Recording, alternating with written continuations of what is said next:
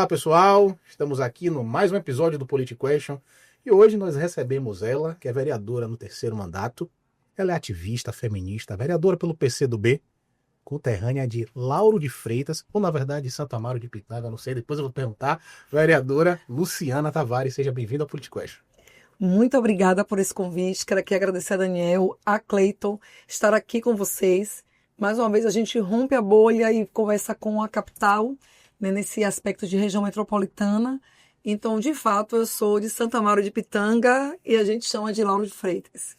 Muita satisfação de estar com vocês. Perfeito. Vereadora, eu já quero começar aqui abrindo um tema meio polêmico, mas a gente vai entrar em várias vertentes. Vamos. A gente vai conversar, Pode quero falar conversar sobre bastante. Tudo que seja possível a gente pode falar. Pronto. Isso é importante. Que garanta a nossa segurança, vale falar. Isso. Então pronto. Então, Inclusive, Lauro tá pegando fogo por falar em segurança. Eu não quero nem trair todo mundo. misericórdia. Então, vamos chegar nesse assunto também. Mas eu queria conversar com a senhora primeiro sobre o seguinte. A senhora é uma vereadora que chegou no seu terceiro mandato agora, não é isso? E a senhora Sim. acompanhou 2 mandatos da prefeita Moema.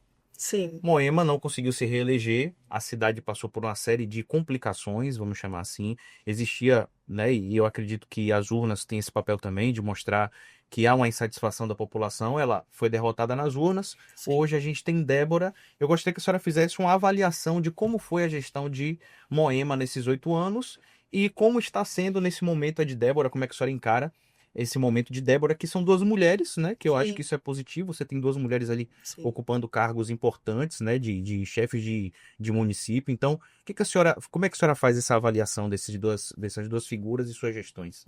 Então, a gente sabe que primeiro que Lauro, já entenderam vocês, né?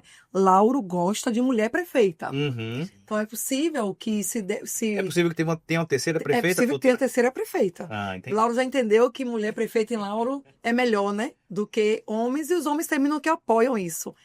Moema, ela fez uma boa gestão nos 2 primeiros anos. A gente fez parte desse grupo, a gente sempre contribuiu. Você fala nos 2 primeiros anos, lá em 2015, né? 2008, não, no caso 2005 até 2011, que é Primeiro reinado. o primeiro reinado dela, e depois 2012 Dr. Márcio, que também eu quero sempre falar, hoje o nome de Márcio nunca foi tão falado. Eu acho que hoje falam mais de Dr. Márcio, que é um grande amigo, quero deixar um abraço para ele, que é um médico, é companheiro de doutora Adriana, uma mulher maravilhosa também, que é uma médica. E as pessoas falam hoje muito do governo dele, comparando ele a Débora, né? E Márcio, Já tá comparando? comparam muito. E umas pessoas falam o seguinte, na verdade, Débora hoje já tem débitos políticos com a cidade, muito mais do que Márcio tinha nesse período de 6 meses de gestão. Então, a gente também tem que comparar, porque são pessoas públicas, né? Mas que não queira, a gente termina fazendo a comparação. Moema fez uma boa gestão. Quando Moema chegou a Lauro, não tinha creche. Pasmem, a cidade não tinha creche. Então, Moema implanta creche, Moema amplia escola, amplia posto de saúde, consegue fazer asfaltos em comunidades mais longínquas, como Capelão, parte de Portão, em Areia Branca, parte de Itinga. Então, isso terminou que você consegue enxergar um avanço na cidade. Depois, Márcio, né, consegue se eleger de 12 a 16. E eu acho que é esse o assunto. Márcio é uma pessoa maravilhosa, um médico muito competente. Só que em Lauro é uma cidade de região metropolitana, né? E muita gente confunde o papel desse prefeito, seja ele qual for. Para estar na política, você tem que ser político. Então, é importante que as figuras estejam no lugar correto. Então, De repente, Márcio não era político? eu penso que não. Inclusive, ele dizia, eu não sou político, eu sou uma pessoa, eu sou médico, eu ficou vereador de 2 mandatos. Mas ele como gestor, como era que ele era? Márcio, há quem diga... Desculpe te interromper, porque a gente encontra muito isso, principalmente nas figuras. Eu vou dar um exemplo. Já, Rui e Wagner. Todo mundo fala, o político é Wagner. Rui é gestor. Rui é gestor. Era mais ou menos isso? Pronto. Márcio, ele foi um ótimo vereador, vereador da oposição, que representou uma grande parcela da cidade. Mas quando recebe a gestão, é isso que a gente precisa falar aqui. É importante que pessoas experientes de política, né? Então, Márcio teve muita gente técnica também, mas talvez não conseguiu fazer o casamento da política e do técnico, né? Se for também muito tecnocrata, estraga a gestão.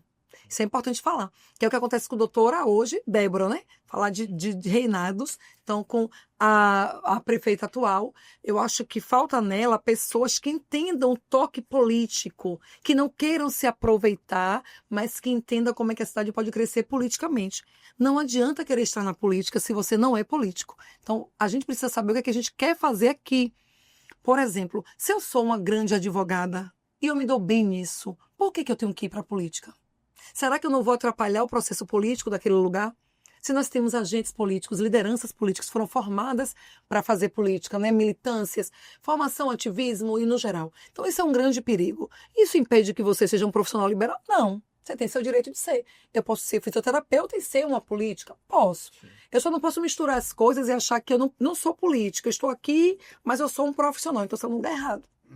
Se você não é político e vai para a política, uma gestão pública dá problema. Inclusive, hoje, algumas figuras que foram levadas por Débora para Lauro, como gurus da administração pública, deixam muito a desejar.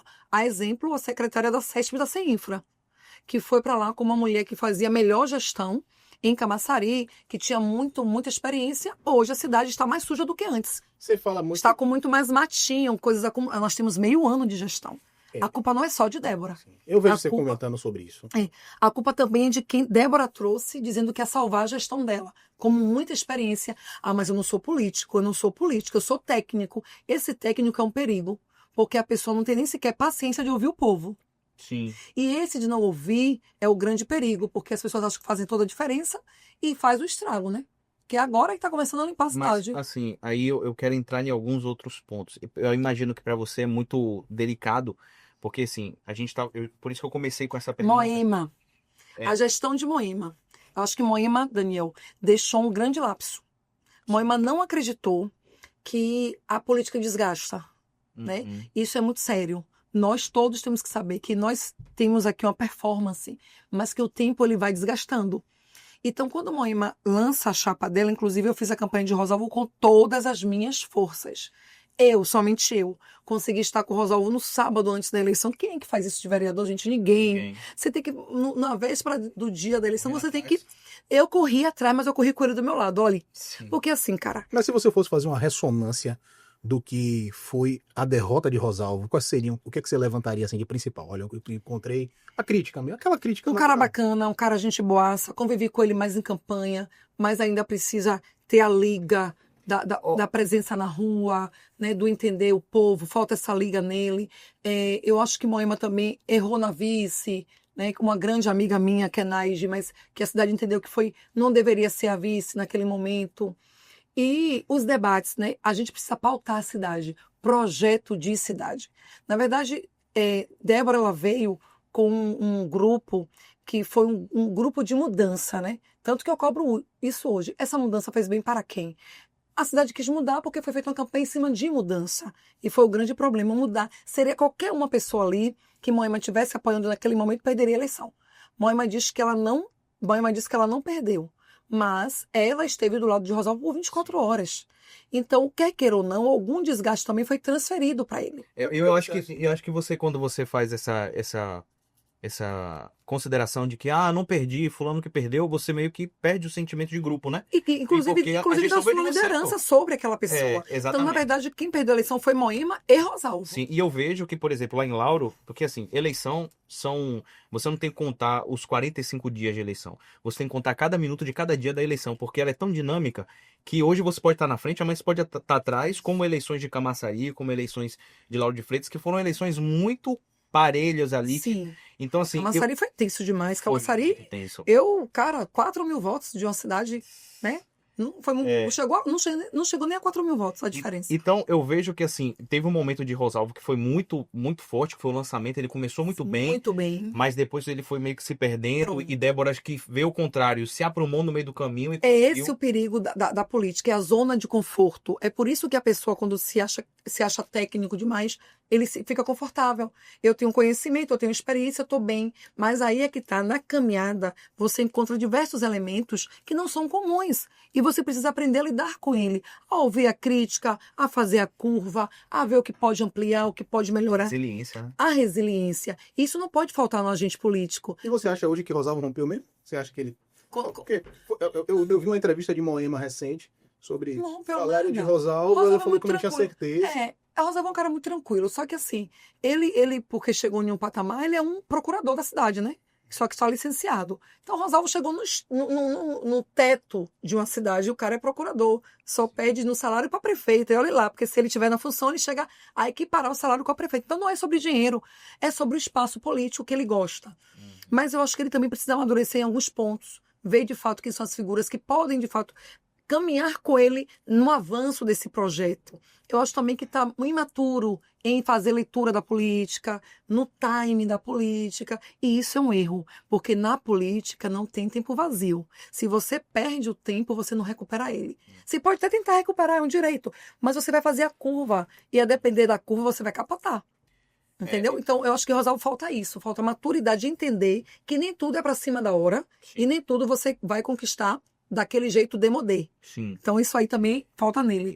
Eu gosto muito de fazer um paralelo com a campanha de Camaçari e Lauro, porque foram campanhas meio que antagônicas nos resultados, mas muito parecidas nas situações. Porque, assim, Camaçari passava por uma insatisfação de Elinaldo, enquanto o Lauro União passava Brasil, por... União Brasil versus PT, né? Então, Tradição na Nordeste. então, assim, é isso. Isso acontece muito nas região metropolitana, nas cidades conurbadas com a capital, que é o caso de Camaçari, Dias Dávila, Simões Filho e Lauro. Né? São cidades que estão ali muito próximo da capital, então elas sofrem muitos impactos da capital. Né?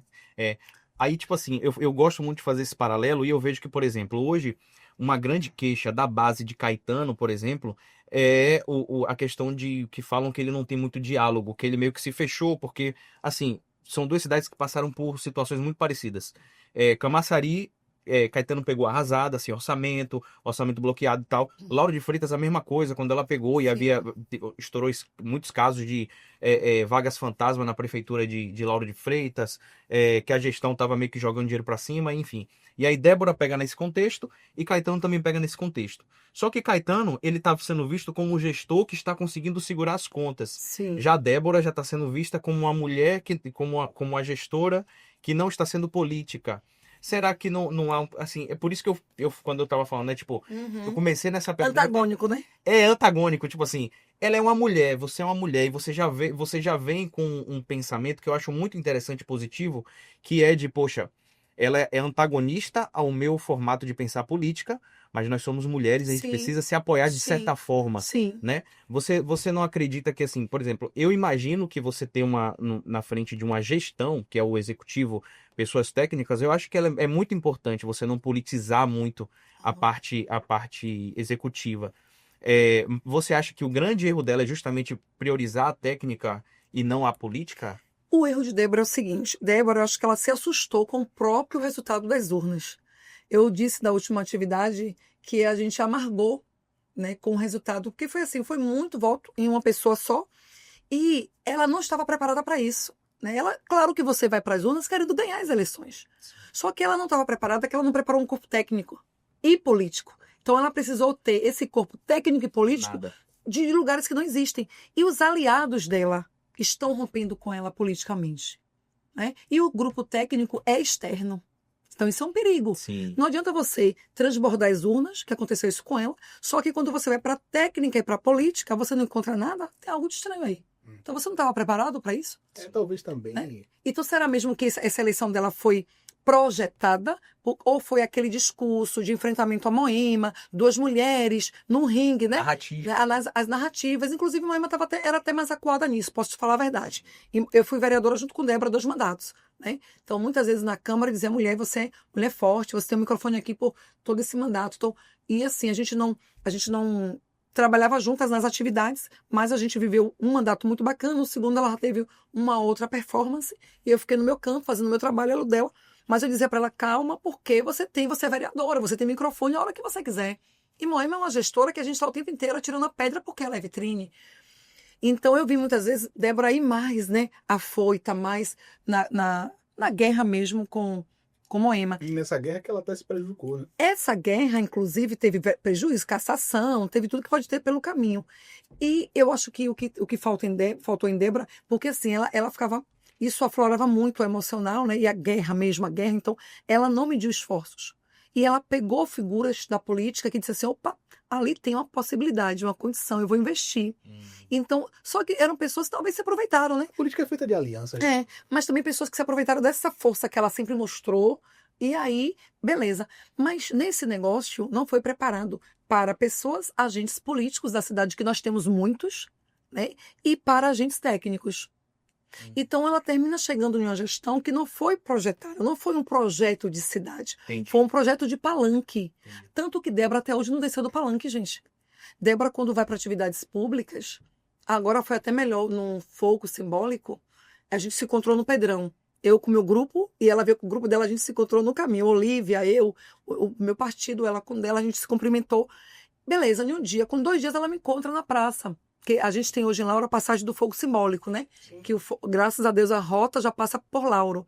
E Débora simplesmente não tem capacidade de saudar uma vereadora que está ali, mesmo sendo oposição. Mas vocês tiveram alguma briga? Nenhuma briga. Pelo contrário, eu tenho um respeito a ela, gosto dela, quando a gente se encontra, sempre se cumprimenta. Mas isso é porque eu acho que falta essa maturidade política, entende? Entender que o palanque acabou e que a gente precisa fazer É hora de cidade. trabalhar, né? É hora de trabalhar. Eu trabalhar pelos interesses de que eu defendo E ela pelo... e pelo dela. Ela, na verdade, pela cidade toda. Ela tem que pelo dela e trabalhar. pelo dos outros. Ela tem que trabalhar para fazer gestão, Sim. que é diferente estar vereador e fazer gestão. Hoje a oposição é a maioria, né? Na Câmara. Hoje, a oposição foi a maioria que se elegeu, mas que está acuada. Porque, na verdade, como tudo é muito novidade, o pessoal fica assim, o que é que vai acontecer? Então, hoje você não sabe hoje você não sabe na Câmara de Lauro quem é base e quem é oposição. Isso ainda não está definido, não está Não está definido, porque tem muita gente que está dentro do governo dela e que me diz assim, Lua, eu não sou base. E o abandono? Vereador que me diz, eu não sou base. Mas ela pensa que é. E o abandono do Republicanos da base de Moema? Como é que você encarou isso, assim, você como... Na verdade, não teve abandono, não. O republicano teve a vice de Moema, a vice Naide Brito. Não, é isso, mas depois eles pularam, né? Mas aí pode ser uma fisiologia deles, né? Porque existem partidos que só ficam na base, no momento de querer enxergar o que pode acontecer. Então, está acontecendo hoje com a Câmara de Lauro, tipo assim, eu sei lá o que pode acontecer, eu estou aqui, ó, nessa zona de conforto, com algumas vaguinhas, né? Tá tentando ver onde a gente vai chegar, porque ninguém sabe, tá uma incógnita muito grande. Enquanto essa incógnita existe, Débora não tem um mentor político que diga assim para ela, ó, bote o pé aqui no chão. Lembre quando você começou lá em 2002, pelo menos, começou jovem, e vamos pensar a cidade mesmo? Será que vale a pena brigar com todo mundo? Será que vale a pena brigar com quem a gente colocou aqui? Será que vale a pena brigar com os professores da cidade? Esse é um tema que eu quero entrar. Até porque a mãe dela é uma professora, né? Ela sabe o que é ser de escola pública, a dificuldade que a gente tem. E porque, se eu não sei falar, Daniel, de um assunto, eu prefiro não entrar nele. Sim. Você vai me provocar algum assunto, vai dizer, cara, eu prefiro não falar isso aqui. Porque pegar um microfone desse e dizer, ó, professor de Lauro não está trabalhando. Tem menino lá que não sabe ler nem escrever com 11, 12 anos. Eu preciso saber o que é neurodivergência. Eu preciso saber as atipicidades de uma criança, adolescente. Eu preciso entender qual é o tempo da sua alfabetização, Não existe padrão para a alfabetização. Né? Existem estudos que comprovam isso, mas só quem sabe disso é alfabetizador. Inclusive hoje, teve uma contraofensiva, posso dizer assim, né? Eu vi que alguns veículos noticiaram que as mães de crianças que estão... Ó, amigo, me desculpa, mas ali foi mentira. Ali foi gente que está no governo. Eu vi, ele saiu. Sai, entendeu? Ali são funcionários da gestão. Ali é uma investida, porque a galera que trabalha com ela, a gente não pode negar, faz muito marketing bem feito. Então, assim, botou um grupo de pessoas para fazer aquilo, para gritar, para fazer a mídia. Isso aí, a blogueiragem rola legal. Mas, na verdade, não é bem isso aí. Inclusive, você falou em blogueiragem, eu acho interessante, né? Que Lauro de Agora, Freitas- eu não condeno a blogueiragem, não, porque eu gosto. É da política, é do jogo, né? O jogo tem que ser jogo. Eu não condeno, não, mas que é blogueiragem, mas que eu não condeno. Inclusive, você falou de blogueiragem. Não que ele seja, né? Inclusive, recentemente, eu acho que o Brasil inteiro viu aí. Você teve um problema com seu colega Fenóbio. de Câmara, né? Eu vou continuar chamando ele de Jarrumpi, não dá nome a ele aqui, não. É. Inominável. Você acha que ele rompeu mesmo? Esse rompeu, você acha que tem algum teatro por trás disso? Ó, Qual é a ideia disso tudo? Tem um teatro, para mim, que sou educadora, sou pedagoga, e a gente todo dia fica buscando entender quem somos nesse universo, e principalmente agora, né? Com os comportamentos emocionais e tal. Ele falou em uma assembleia que eu chamei, posterior à confusão, que eu fiz, eu continuei fazendo meu mandato. Pegou Então, eu tive onde peguei a. Eu tive uma audiência, né? Porque também assim, cara, foram 5 anos o cara provocando, pisando, me dizendo que ele bem queria. Sem cortes, né? Sem cortes. Porque a gente vê Acontece. muitos cortes Isso. O que foi que eu... O que significa aí? Quem é o rapaz? eu sempre dizia para ele que ele não é de extrema-direita. Porque ele é um cara que veio de Tinga, ele fala, que morou em bairros periféricos da cidade, e que é um artista, né? Sim. Ele tem tudo para ser de esquerda. Ele é um artista, ele é um cara, ele foi conhecido como argentino do forró. Sim. Ele é um cara que cantava poesia nos ônibus, né? E ia no ônibus. Então, assim, ele tem toda uma vivência de um militante de ônibus. Ele fala poesias lindas. Eu costumo Mas dizer. ele se considera de extrema direita? Eu acho que botaram ele nesse lugar e ele tá surfando nessa onda. Pegou a visão? Ele hoje está no PL e hoje ele faz o discurso do enfrentamento a Lula. Lula é ladrão. Eu digo assim. Mas isso, posso dizer, mas isso não é de extrema direita. Mas ele se coloca de Mas eu acho que a conservador. narrativa... Ele faz as maluquices porque ele, na verdade, está se oportunizando desse momento. Por exemplo, ele fica falando que o professor é vagabundo, a maioria das pessoas são vagabundos e maconheiros. Isso é a narrativa dos caras que fazem, bem orquestrado lá de cima, dos bolsonaristas, que faz isso em São Paulo, que faz isso no Rio. Então, o que ele fala? Essa pauta é boa, os conservadores gostam, eu vou nela. Então, na verdade, ele é um oportunista do momento. E ele começou a criar essa identidade de conservador, de extrema-direita, que é o que ele quer ter. A parcela de Lauro, sei lá, Lauro tem 8 mil conservadores extremistas, ele quer esse voto. Agora, para federal e para estadual, ele vai tomar porrada. Tomou na última eleição, vai tomar de novo, porque Lauro não tem essa votação que vai eleger um cara da extrema-direita. Não vai nunca. Porque até quem é de direita lá tem problema com ele. Então, ele não tem voto para se eleger nesse lugar, entendeu? Então, o que aconteceu ali? Ele sempre foi um cara de usar aquela ferramenta, né? Que é a arma da gravação, tá? E eu sempre dizia para ele, você pode fazer sua gravação, pode gravar agora com seus limites, em outros momentos da Câmara, mas ele sempre botava para poder acuar, para ameaçar. A gente em plenário, ele dizia, grave fulano, grave não sei quem. Mas, cara, se a gente está na Câmara, isso aqui é um plenário, por que você vai chegar e vai colocar a sua câmera no rosto das pessoas? E a gente estava em uma comissão, né, de educação, discutindo o PL 044, que tira a eleição do gestor escolar, que a prefeita mandou para casa. Então, o artigo, que é uma manobra, que é uma falcatrua, porque o projeto que foi lido não é o projeto que foi aprovado. Ela tirou então, a questão do gestor escolar. Por qual motivo? Porque ela quer mudar os que estão lá, né? Que foram eleitos tem um ano mais ou menos. Então, inclusive, teve aqui um crime legislativo em Lauro, na Câmara de Lauro, porque foi lida uma lei que não tinha, só tinha 4 artigos, e ela manda para a comissão um mesmo projeto com 6 artigos. Só que o artigo 6 está na casca de banana. Tira o período da eleição a cada 2 anos. É porque Débora ainda está pensando, como eu falei, não está no palanque ainda. Ela acha assim, se Cleiton é gestor de uma escola influente, eu quero tirar Cleiton porque eu encontrei com ele lá. Eu quero botar Daniel porque eu vou indicar Daniel agora. Mas a comissão agora. aprovou o projeto? A comissão aprovou. CCJ aprovou, a comissão... Não, no caso a comissão de educação. Aí foi para Aí CCJ, CCJ. aí depois vai para CCJ. Lá é ao contrário? É, porque a comissão primeiro específica, né? Aí depois que a comissão de educação discutiu, vai para a CCJ, que a CCJ, por ter maioria, levou para frente. Não é porque Salvador é diferente. Salvador, o projeto primeiro vai para a CCJ, se aprovado na CCJ e orçamento, ela vai para as outras. Isso, mas é porque isso depende do projeto. Entendeu? Se for um projeto muito específico. Que via de regra é essa? Pois é, mas Laura, para você ter ideia, foi tão absurdo que uma lei foi lida, outra lei foi aprovada, que primeiro ela passou pela Comissão de Educação. Foi nessa comissão que se dá a discussão, onde eu fui explicar o seguinte para eles. Mas a comissão lá, desculpa, é porque eu estou aproveitando Pode falar, a de Lauro, e aí essa dúvida de processo legislativo, talvez eu não tenha outra oportunidade de conversar. Sim. Veja só, se a lei tramita lá primeiro na comissão, se a comissão aprovar a CCJ... Não, tem que aprovar no CCJ. Então Tem a que alternativa aprovar. é a CCJ. Porque é a CCJ que vai dar a redação final. Sim.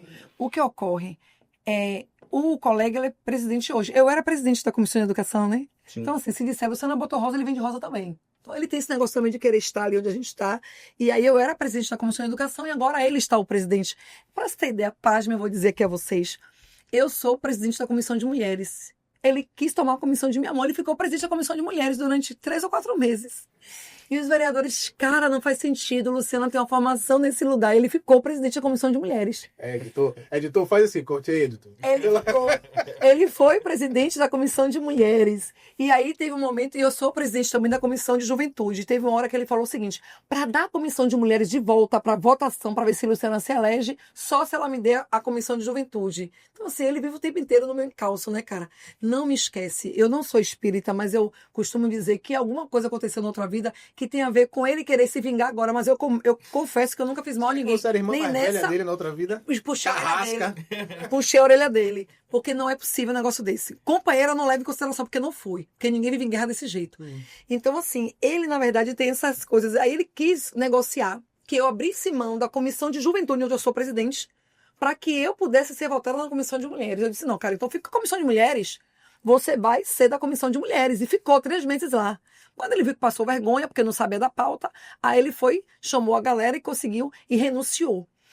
Então, o que acontece hoje? A comissão CCJ, ela recebe o projeto, faz a leitura, né? Fez a leitura lá no nosso plenário e depois vai para discussões. Mas a CCJ, do projeto específico, ela apenas faz a leitura, ela apenas bota para frente.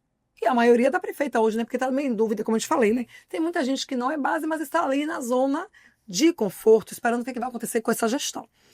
E aí vamos lá para a Comissão de Educação, para discutir justamente a relatoria. E aí eu explico para eles. Existem verbas que só vêm para o município na educação se tiver a consulta pública. Se derruba a consulta pública, você perde verba. A saber, 5 milhões de reais estão comprometidos agora, que a gente pode não receber, que é o VAR, né, que é o valor aluno, é o rendimento por cabeça de aluno. Isso é uma lei aprovada no MEC, e se a escola não tiver escuta pública, uma coisa é não ter escuta porque não teve chapa, não teve interesse nesse lugar. Aí a gestão nomeia. Mas uma coisa é você impedir que a cidade faça escuta pública. Então aí você está indo de um processo democrático que não pode cair e está derrubando ele. Então você vai ter sanções. Quais são as sanções? A verba não vir para a cidade. E eu estava fazendo essa explicação. Quando ele fala assim que nada, a gente tem que derrubar porque são gestores de Moema, tudo atrapalhado, né? Eles não conseguem sair do palanque, entendeu, Daniel? Sim. Por não sair do palanque, a eleição já passou, a cidade está girando. Ele é porque você quer defender os gestores de Moema. Eu falei, cara, Moema está nem aí para o que está acontecendo com os gestores escolares. Você está querendo aqui trazer uma narrativa que vai prejudicar a escola e a cidade. Ele falou assim, vai acontecer, vai passar e vamos derrubar os gestores. Eu falei, olha, eu não vou votar. E eu preciso dizer à cidade dos prejuízos que essa lei vai trazer. Ele levanta, chama o cara dele e manda ficar me gravando assim mesmo nessa direção. A câmera aqui o tempo inteiro me gravando. Eu falei, menino, pare, porque aqui a gente está fazendo, trabalhando, não tem necessidade. Baixo a cabeça, começo a estudar para explicar melhor para eles. Eu estou aqui, paro no artigo 6º. Quando eu paro, ele, você vai ficar quietinho. Eu falei, vou não. E aí pronto. Vai ficar quietinha, não vou não. Aí você deu o que ele queria. Um barraco. Acontece. Parecendo Big Brother, né? Não, mas aí é porque ele vem pra cima de mim com o celular dele no meu rosto. Não foi à toa, não. Eu sei. Aí ele levanta, coloca o celular no meu rosto, começa a ficar provocando. Aí, amigo, um celular no rosto aqui, no seu rosto, para que esse celular, o lugar dele não é aqui, tá?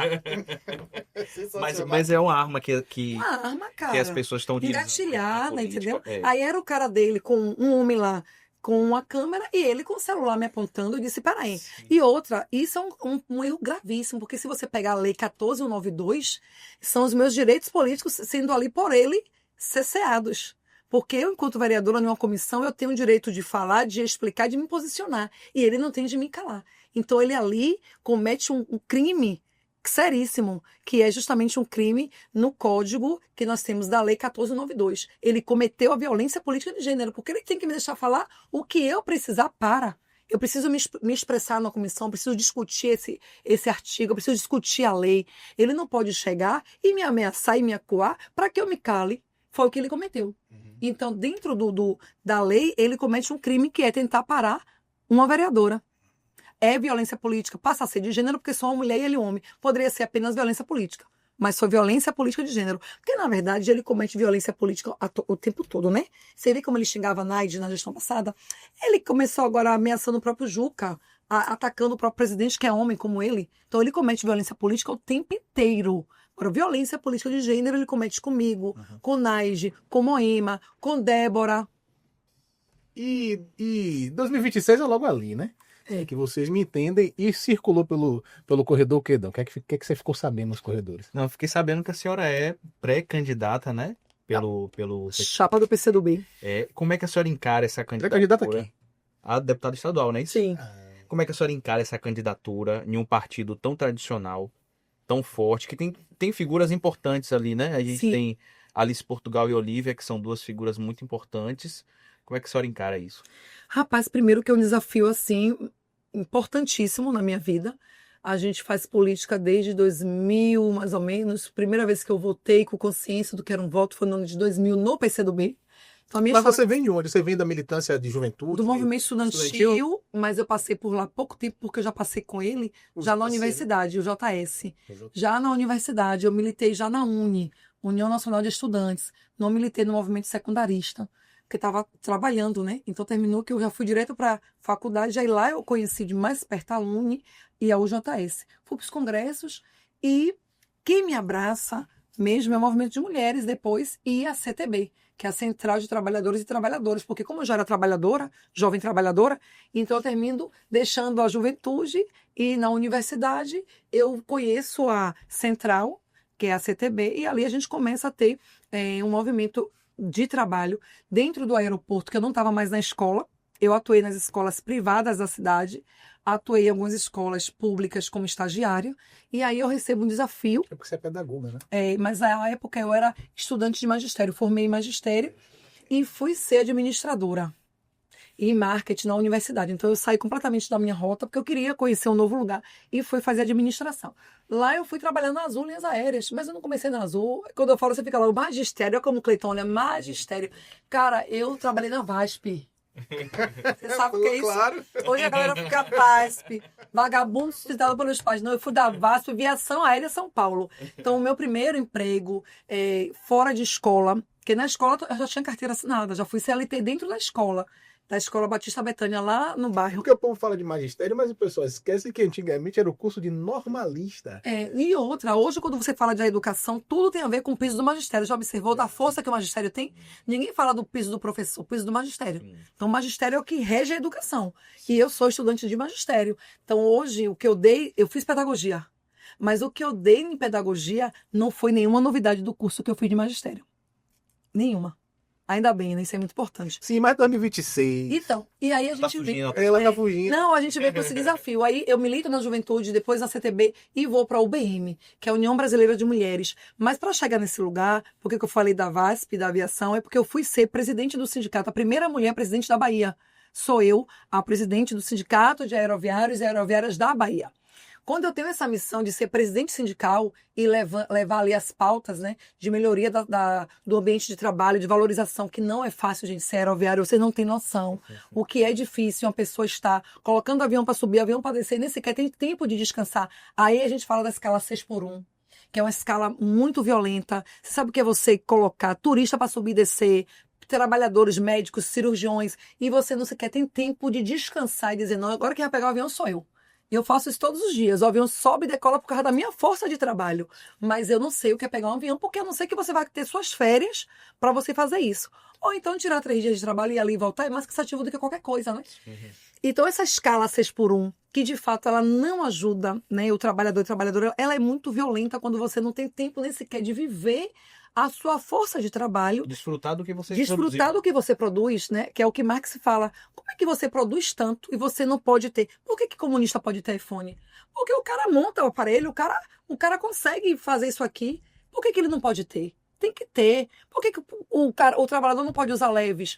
Tem que usar. Por que eu não posso usar uma calça que me interessou uma marca? Tenho que usar. Porque se o trabalhador produz, de tudo ele tem direito. Então, essa máxima de que comunista, socialista, trabalhador não pode ter acessos, isso é da escravidão e de você usurpar a força de trabalho, a força de produção de alguém. Eu vou fazer um corte dessa fala dela, com o hino da União Soviética no fundo. Pois é. E temos que fazer, cara. Porque assim, a gente se vê, se enxergar nesse lugar de produzir e usar da nossa força do trabalho de produção, isso é muito importante, né? Sim. Então, só interessa ao capitalismo achar que você pode produzir, que você não pode usufruir. Inclusive, se você traz isso para a escala 6x1, você produz tudo e você não usufrui de nada. A sua produção, a sua força de trabalho, ela é muito séria, é muito intensa, mas você não tem capacidade de estar sequer descansando, porque a mulher, quando tem um dia de folga dela, ela vai cuidar da casa. O cara também cuida, porque lá em casa, inclusive, o meu foi criado fazendo. Fazendo porque mulher não é escrava de homem. Então vai casar, vai ter casa, vai viver só, tem que aprender a fazer, porque não existe lavar prato de mulher, não existe passar pano de casa de mulher.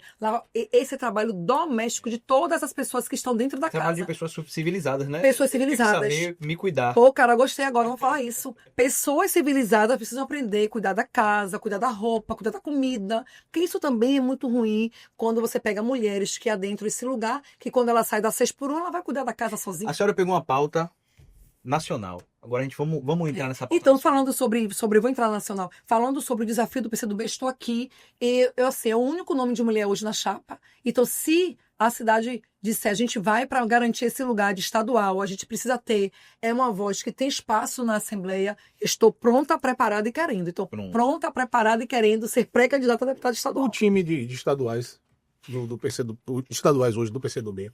Hoje nós temos Bobô, Zó, Olívia, Fabrício. E 4 deputados estaduais. 4 deputados. E se licenciou de vereador, rapaz, a gente falou dele agora.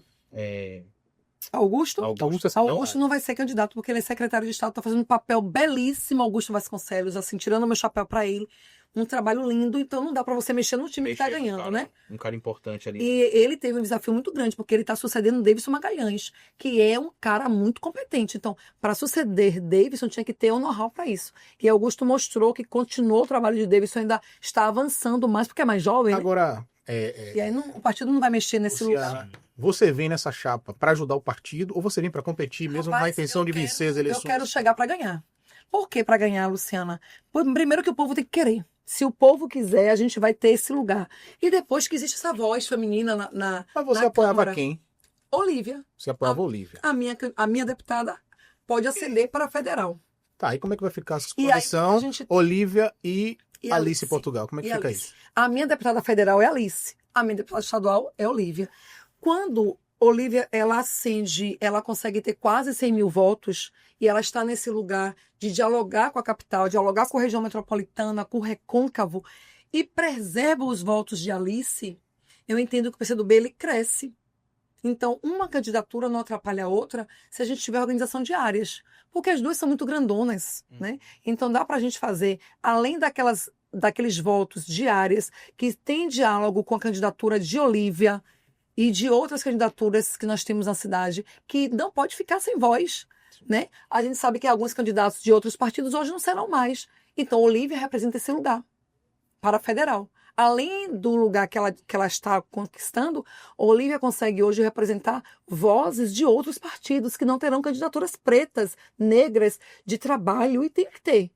Então, hoje, no PCdoB, está recebendo esse lugar, esse desafio, para mim, é cada dia mais forte. Mas eu tenho certeza que se tiver de dar certo, se o povo quiser, se essa voz não puder escalar, e se tiver que passar, né, o território de Lauro e representar Lauro também na Assembleia, a gente está aí para fazer. Muito bem, né? Bom, então, a gente falou sobre entrar em pautas federais. A gente está no lance do IOF aí. Sim, taxação das grandes fortunas. E aí, o que a senhora acha sobre isso?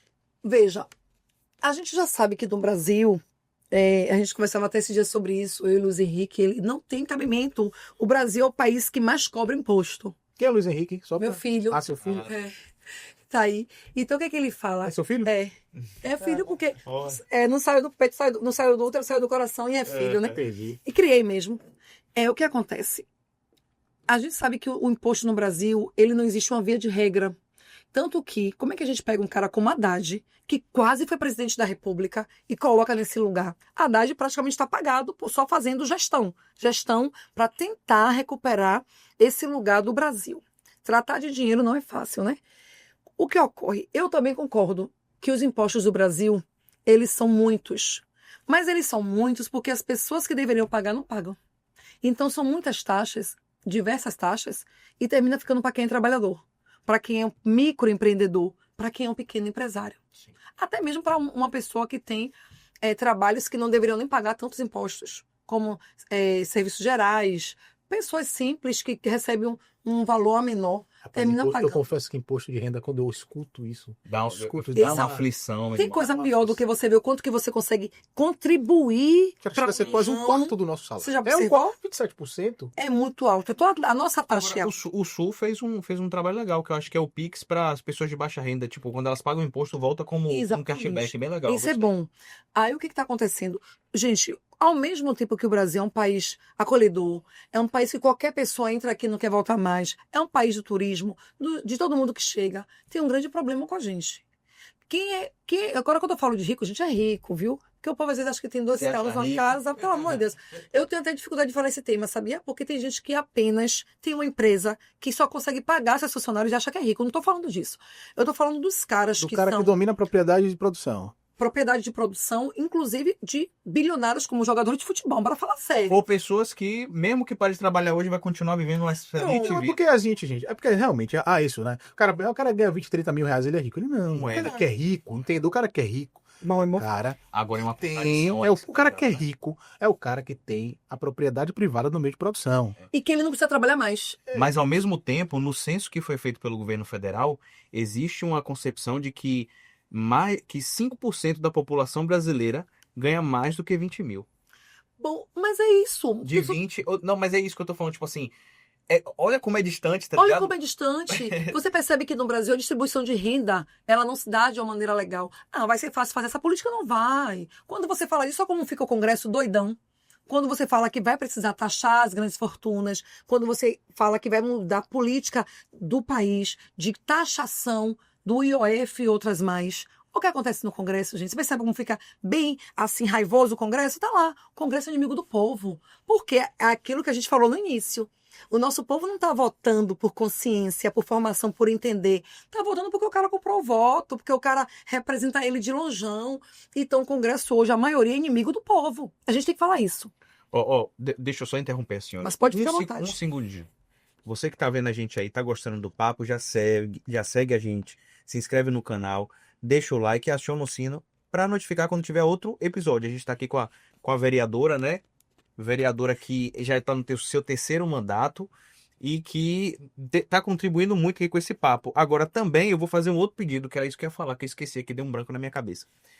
Você sabe que eu tenho o Politimax, que é a nossa plataforma de tecnologia que oferece para os parlamentares tecnologia CRM que ajuda a organizar o relacionamento com o eleitor dele, beleza? Então vai lá que eu fiz uma publicação hoje sobre o IOF e a IA e como o governo federal está se comportando, né, nesse novo reposicionamento. Então peço aí que você dê essa moral, vá lá, dê uma olhada no conteúdo, se for relevante, você compartilha também, pode continuar. Maravilha isso. E quem quiser te achar nas redes sociais, faz como? É que a gente sempre... Segue a gente, @vereadora Luciana Tavares. Pronto. Então vamos lá, IOF, governo federal, a Câmara é inimiga do povo, certo? Isso. O que ocorre? Há um tempo atrás, o governo Lula, ele sempre foi destacado por projetos sociais e foi necessário. Porque no Brasil, distribuição de renda é uma coisa que ainda incomoda. Quando você fala isso, você pega o Siri na lata do Congresso. Os caras começam a se movimentar porque os caras não querem. Aí você vai procurar saber, esse deputado e aquele representa quem na sociedade? Ele está aqui a partir de qual território de votação dele, que é o que chamam de reduto. Isso é um problema, porque aí você vai ver a quem ele interessa e por que ele não quer que taxe o IOF, né? Ou que taxe os caras, que o IOF ele seja taxado de acordo com a sua renda. Como é que alguém milionário não quer pagar de fato a partir do que você ganha? Né? A partir do que você consegue, que muitas vezes é uma produção da força do trabalho do outro, que é gerada ali. Então, o problema do Brasil hoje é a distribuição de renda, e temos que falar sobre isso. Lula. Mas a popularização de Lula está caindo. Sabe por que está caindo? Porque Lula conseguiu hoje ascender essa população, que nós sabemos como se deu do processo inicial, você falou uma coisa bacana aí, do processo colonial. O brasileiro tinha problemas, a geração de hoje não sabe o que é isso. A geração de 20, 30 anos para baixo não sabe o que é precisar de uma casa própria, precisar de acesso à universidade, precisar de algumas coisas que não tinham espaço para nós. Com o tempo, a gente se empoderou, chegou. Então, esse programa de Lula de inclusão, ele já não atende mais a juventude. Essa juventude com o IA está conseguindo adentrar as redes sociais e criticar o governo do cara, que fez uma mudança revolucionária na população brasileira. Isso aqui, que chegou e ficou, Observou que o podcast chegou e ficou? Porque não ficava. Uhum. Tudo no Brasil era modinha, né? Passava e ia embora, O passava e ia embora. Snapchat chegou e foi embora. Entendeu? Várias outras. Percebeu que isso ficou? Por quê? Isso está atrelado com a comunicação. Por que isso aqui cresceu tanto no Brasil? Porque a gente não tem TV. A TV brasileira, ela é de elite, certo? Então, o governo de Lula, ele tem que ficar o tempo inteiro forçando, empurrando para entrar. Só entra quando é um interesse da polêmica.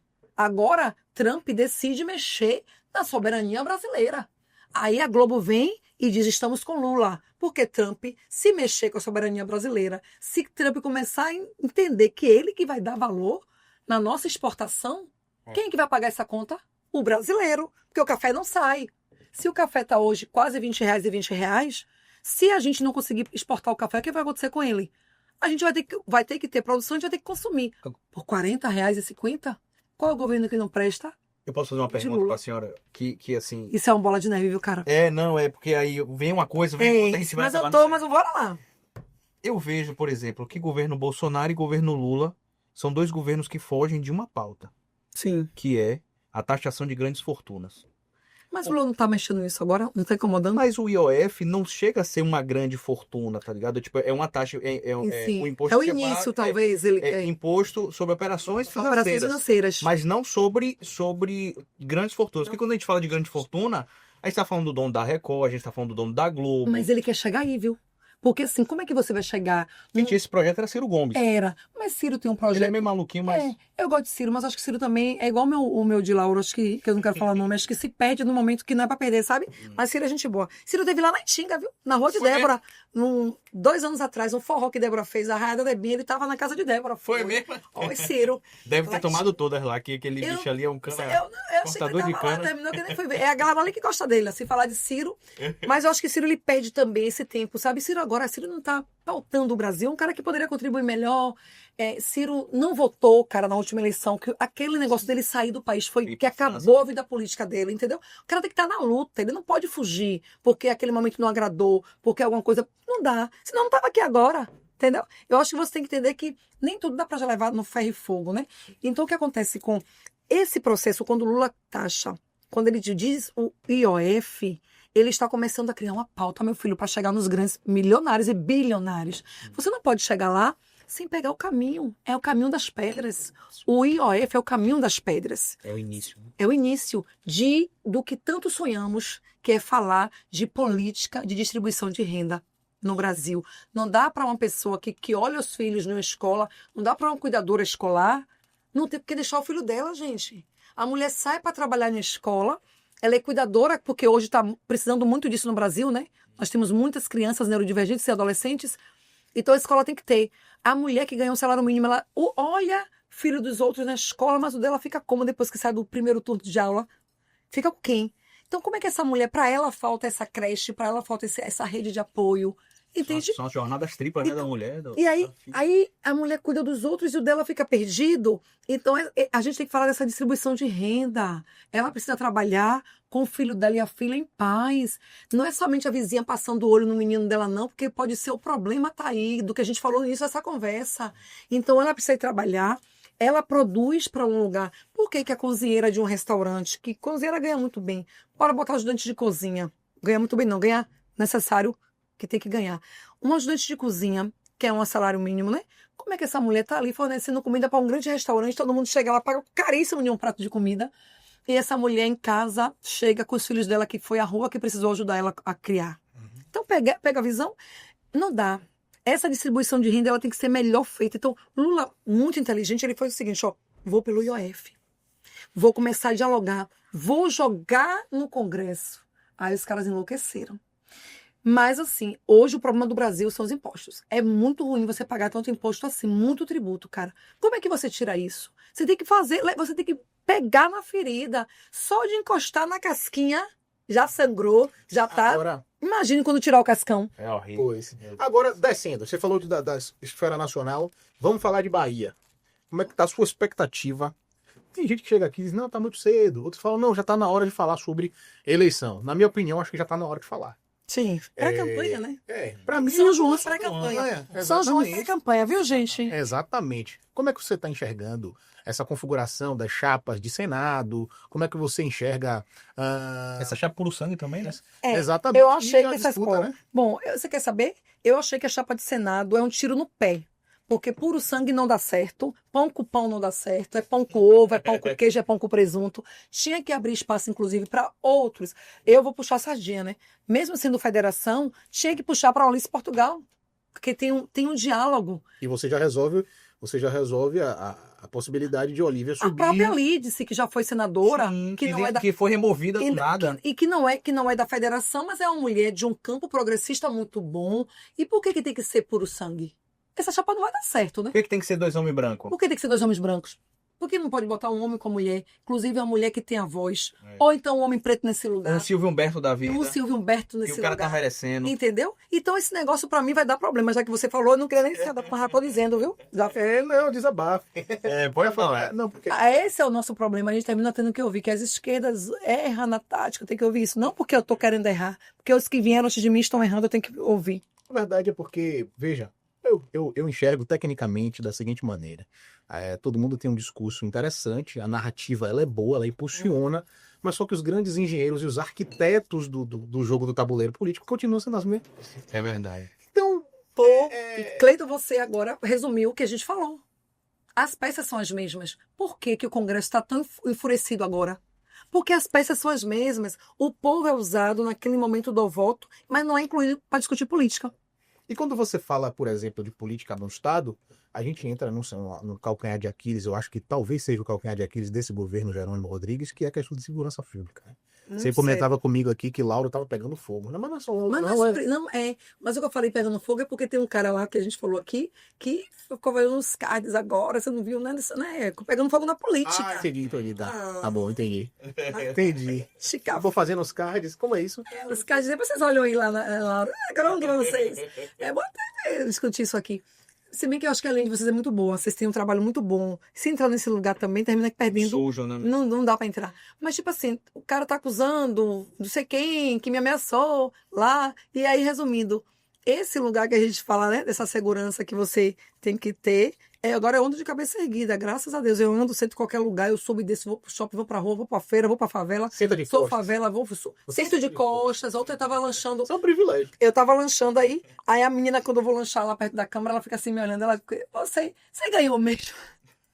Olha, Eu falo, ela não vê, gente, ninguém sentado assim, né? Você ganhou mesmo? Pergunta pra mim, você ganhou mesmo? Foi. Eu disse, abre aí, vai pra você ver no TRS se a gente ganhou, se a gente tá... Porque ela fica surpresa quando me vê lá perto da câmara, tem um lanchinho, um suco bom, natural, e aí ela sabe quando eu vou tomar o suco. Ela disse, você ganhou mesmo, né? Aí o funcionário da Câmara passou e disse, tá de costas? Eu disse, óbvio. Entendeu? Agora, a Câmara de Lauro, eu já vi uma entrevista que você falou sobre a sua vontade era de permanecer no prédio antigo. O prédio que a gente tem, que é no centro, né? Sim. Que foi demolido. Olha aí o problema da gestão passada. Como é que você tem um prédio que ele é patrimônio cultural, que inclusive Márcio Wesley e professor Gildásio, o professor Tássio, trazem a pauta de construir esse museu, são historiadores da cidade, que inclusive os mais velhos, como Gildásio e Paranhos, passam o cajado muito bem não passou porque estão vivos entre nós, mas que contribuem com o professor Tássio, Revelar, e com o professor Márcio Wesley. A gente tem um centro histórico na cidade de Lauro. E a nossa Câmara foi demolida. O prédio da Câmara estava velho, mas não tinha que ser demolido, tinha que ser restaurado, ampliado, melhorado. Sim. E a gente precisa voltar para esse lugar. Porque Lauro está bem complicado fazer política, né? É tudo blue. Esse blue é complicado porque você pega uma Câmara que nós aprovamos e aí eu coloco o meu braço aqui mesmo na seringa, porque eu aprovei, inclusive, pelo Banco do Brasil empréstimo para fazer o Museu da Cidade, para reformar a Orla de Ipitanga. Gestão passada, que inclusive a Orla começou a obra lá perto de você e de sua casa. Se você ver, tá mexendo naquela Orla ali, que é...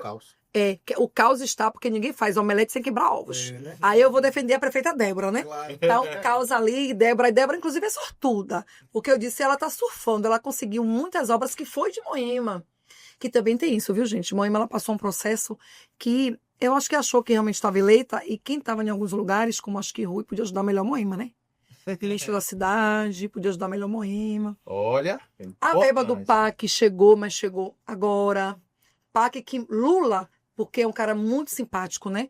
A Moema, pela garra, terminou que mandou um PAC muito bonito para Lauro, por entender. Vocês sabem que Ela vai falar sobre isso aqui. Ela É. tá com a agenda com ela. Vocês sabem que em Lauro, o primeiro condomínio, o primeiro residencial, né, condomínio, o primeiro conjunto habitacional chama-se, no primeiro não, os últimos, Dona Lindu, do meio para cá, mas o primeiro foi feito em Lauro, em Portão, que é o bairro que eu nasci, né? E Débora, Lula, ele foi em Portão, em Lauro. Lula, ele bota os pés no solo de Lauro, por mais de uma vez. Então, essa vivência com Lauro, aquela foto que o menino pega na barba de Lula, Sim, é de Lauro de Freitas, que gente. massa, né? A foto roda o Brasil e o mundo. Então, Lauro oferece isso para Lula, né? Então, Lula é muito simpático a entender como fazer ajuda para Lauro. O PAC veio todo organizado. Quem está usando o PAC é Débora. Débora tem que dizer, prefeita. Desfrutou. Você tem que falar que a obra que você está fazendo na cidade é de Lula, é do Ministério, é obra da União, é do PAC que Lula manda para Lauro, que ama essa cidade. Então, tem que dizer, eu estou aqui gestando, eu sou gestora, mas essa obra é federal. Não é não, irmão? Porque se não disser, se não der os créditos, não vai ter mais, que Lula não vai mandar mais. Então, Moema, ela teve problemas com o Ministério da Cidade, eu acho. Acho que você, Rui, podia ajudar melhor Moema. Então, quem administra o PAC é o Ministério das Cidades. E aí, eu acho que faltou muito, Rui, ser mais rápido. E aí, aqueles trâmites que são chatos aconteceram, né? Então, não chegando o tempo, Moema Você perdeu falou- muito tempo. Você falou coisa Horas. interessante aí, Luciana. Você fala assim, que você acha que Rui, na sua leitura, poderia ter ajudado Moema. Será que isso não é um problema pessoal político? Porque Moema é um pouco mais ligada a Wagner, e dizem por aí. Como é que você enxerga isso? Mas Wagner é amigo de Moema. Não é isso. Por Moema ser do time de Wagner Ah, e sim. não ser do time de Rui. Não é que... Você entende o que eu tô querendo dizer? E aí tá o eu estou problema. especulando. E aí tá Não o estou problema. afirmando, tá? Só- É por isso que eu respeito muito o PT. Não sei. As pessoas me perguntam, você vai pro PT? Gente, sou do PC do bem. Só que existe uma hegemonia dentro do PT. Né? E existem também os grupos, né? Os grupos. Tive a eleição agora do PT e foi uma Menino, o que foi baixaria. aquilo? O menino Que pede. briga da desgrama, Parecia que era meu irmão. prefeitura, parecia de prefeitura. É, Eu recebi denúncia, eu sabia? também recebi vários Eu recebi vídeos. denúncia de São Francisco do Conde. Inclusive, deixa eu dizer aqui, falar de São Francisco do Conde, aquela que é a minha câmera, né?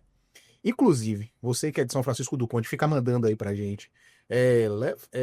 Fala sobre a prefeitura de São Francisco do Conde, que parece que tá uma terra arrasada lá. Meu amor, Eu tanto quero dinheiro saber- ali, não sei o que Eu aconteceu quero com ver o você, não. seguinte, você que é de São Francisco do Conde, que tá me ouvindo aqui, indica pra gente, vocês querem que a gente converse com quem? Ou o prefeito, pra vir aqui falar, ou se tem algum vereador, uma vereadora aí pra falar. De Tem. oposição. Poxa, gente, Ró Valentim, cara, a mulher que disse Ela não me atende, não. Mas eu vou falar com ela de você, porque às vezes não tem o número né? Às vezes é isso, às vezes é isso. No meu caso é porque eu fico no Instagram, a gente se Sim. achou. Mas assim, ela... Eu quero alguém que consiga dizer pra gente aqui o que tá acontecendo com São Francisco do Conde. Cara, não tá acontecendo nada demais. Sempre foi aquilo. É um problema grave. Nós sabemos que o Roex do Pré-Sal está ali, naquele lugar. Sim. É uma cidade rica, pobre. Porque dá não pra existe entender. gestão. Mas o que as pessoas mandam Muito pra gente dinheiro é que- ali. Não é só. Pobre, Não, pobre, eu entendo cara. o que você tá falando, mas pelo que o povo manda pra gente, é que eles estão dizendo que, tipo, tá o desmonte de programas sociais. Meu amor, sabe que isso. esses programas foi de Rilza Valentim, a irmã de Ró. Foi professora do meu pai. Essa mulher, por sinal, passou pelo PCdoB, uma mulher que, ao final, se elegeu no PT, né? A gente terminou reforçando a eleição dela.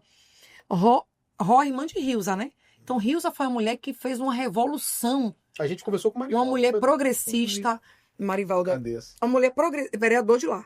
Uma mulher progressista, mulher avançada, mulher que conseguiu fazer os melhores programas sociais de São Francisco do Conde. Os que ainda tem lá, foi ela que trouxe. A gestão atual, que eu não quero entrar na cidade dos outros, mas já que a gente está candidata estadual, né? Pré, Tem que então falar. bora falar. E vai entrar em Salvador daqui a pouco. O problema ali é que é uma gestão que não tem compromisso com o povo, com desenvolvimento social. Não rola isso. A cidade é muito rica. É muito dinheiro que Então tem roda ali. pro rico, né? Se você entrar ali, você fica a cara toda essa cidade mesmo, porque assim, é tão pobre, mas ao mesmo tempo tão rica, histórica, bonita. Eu gosto da arquitetura de lá. Só que o dinheiro ele não roda para o povo da cidade. As pessoas não têm avanço dentro da cidade. E eu estou preocupada com Lauro.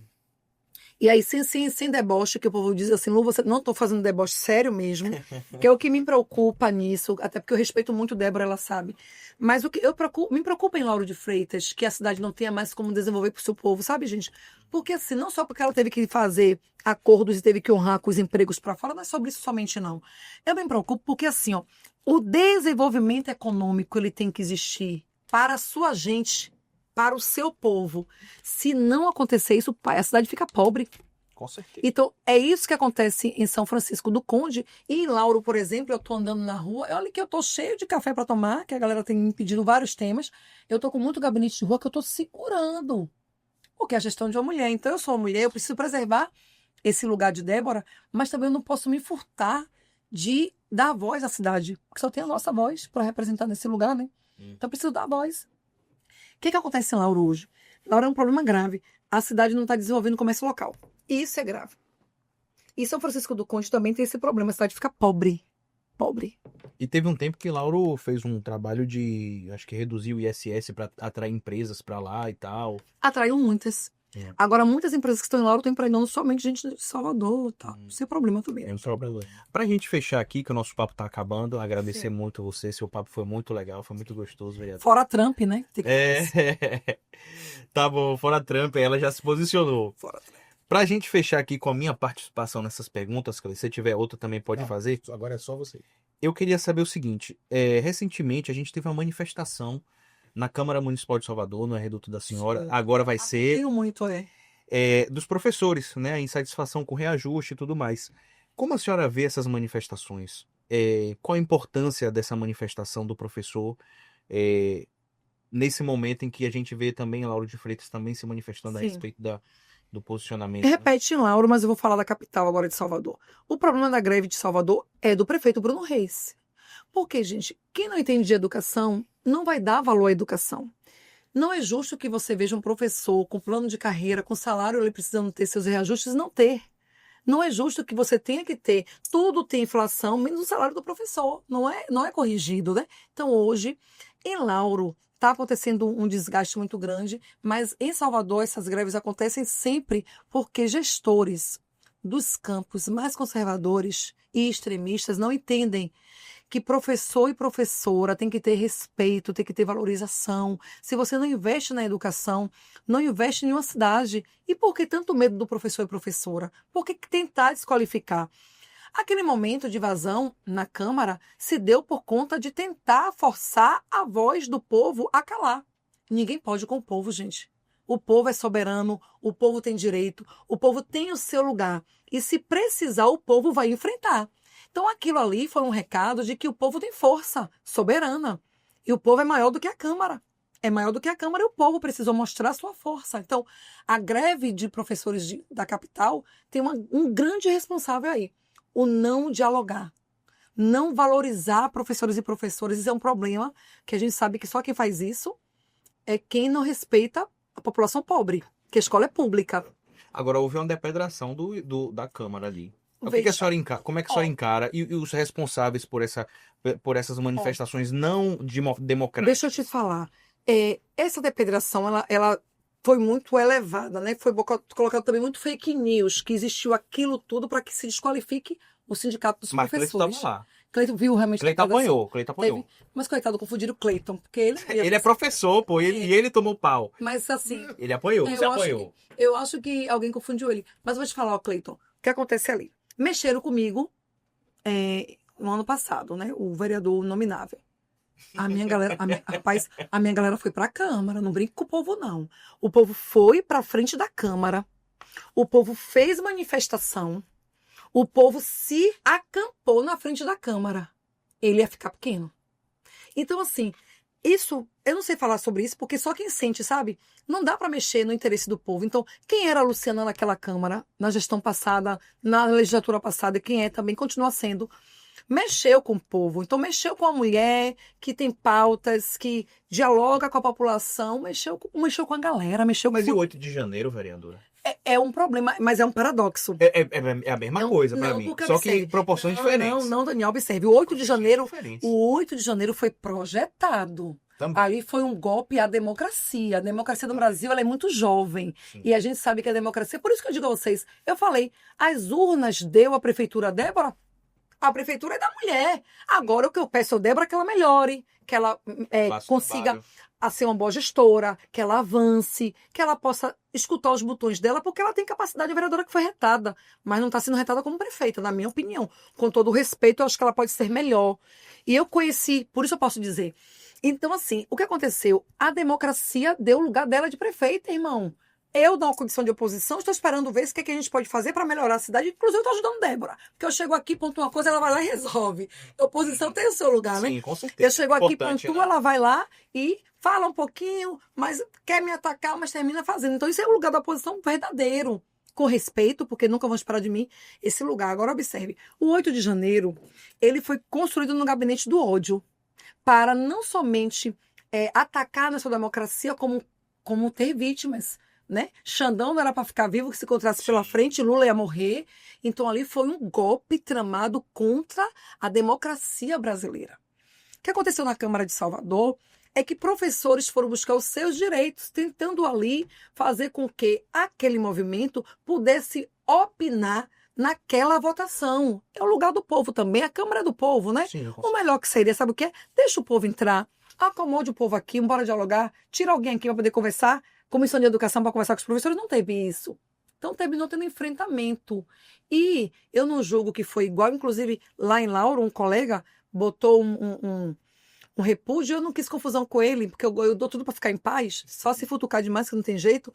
E ele pediu repúdio, dizendo que se comparou ao 8 de janeiro, mas não se comparou. O 8 de janeiro foi orquestrado, foi um ato contra a democracia brasileira, era para tirar vidas. O processo da Câmara de Salvador, não. Ali, o professor ele foi inflamado, ele foi provocado e teve uma reação, que é bom a gente evitar. Por isso que é bom a gente andar em paz, porque é bom não provocar ninguém para não receber celular pela cara. Bom. Gente, essa foi a vereadora Luciana Tavares. Vereadora, obrigado Está à pela sua... disposição, viu, cara? Seu Sempre foi um tempo. prazer conversar com você. E esse foi o segundo episódio da nossa 6ª temporada. Se você gostou, deixa o like, compartilha esse vídeo com seus amigos. Se inscreve no canal, rapaz. Você já tá aqui, você já chegou aqui, não se inscreveu, pelo amor de Deus. Se inscreve aí. Muito obrigado, vereadora. E até a próxima, Cleitão. E até a próxima. A gente se vê. Tchau.